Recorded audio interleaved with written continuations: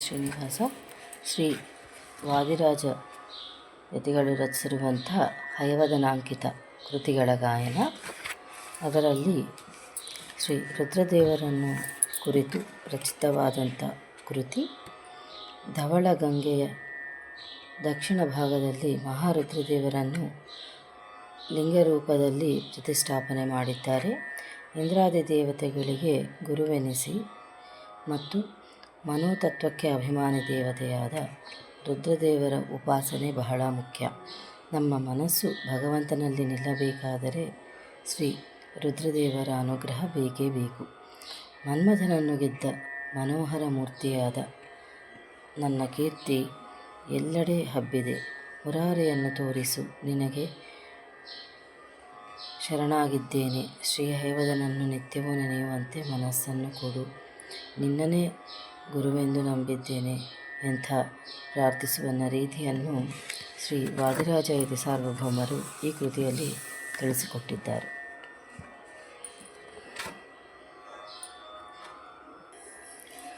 ಧವಳ ಗಂಗೆಯ ಗಂಗಾಧರ ಮಹಾಲಿಂಗಮ ಧವನ ತೋರಿಸಯ್ಯ ಗುರುಕುಲೋತ್ತುಂಗ.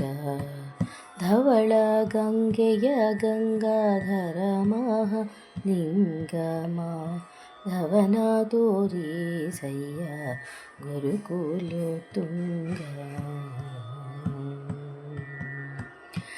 ಅರ್ಚಿಸಿದವರಿಗಭೀಷ್ಟವ ಕೊಡುವ ಹೆಚ್ಚಿನ ಘಗಳ ಬೇಗನೆ ತರಿವ. ದುಶ್ಚರಿತರನೆಲ್ಲ ದೂರದಲ್ಲಿಡುವ ನಮ್ಮಚ್ಯುತ ಗಲ್ಲದ ಅಸುರರ ಬಡಿವ.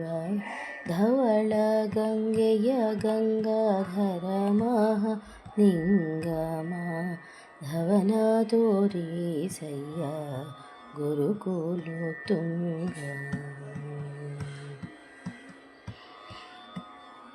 ಮಾರನ ಗೆದ್ದ ಮನೋಹರ ಮೂರ್ತಿ ಸಾರ ಸಜ್ಜನರಿಗೆ ಸುರಚಕ್ರವರ್ತಿ.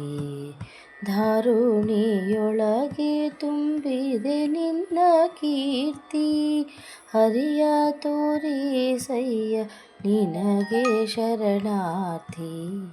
ಧವಳ ಗಂಗೆಯ ಗಂಗಾಧರ ಮಹಾಲಿಂಗಮ ಧವನ ತೋರಿಸಯ್ಯ ಗುರುಕುಲೋತ್ತುಂಗ.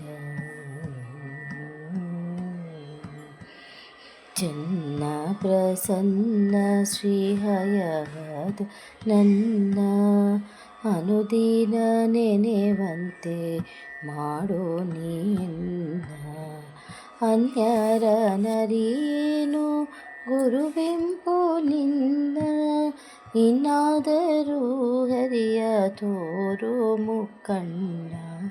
ಧವಳ ಗಂಗೆಯ ಗಂಗಾಧರ ಮಹಾಲಿಂಗ ಮಾಧವನ ತೋರಿಸಯ್ಯ ಗುರುಕುಲೋತ್ತುಂಗ. ಮಾಧವನ ತೋರಿಸಯ್ಯ ಗುರುಕುಲೋತ್ತುಂಗ.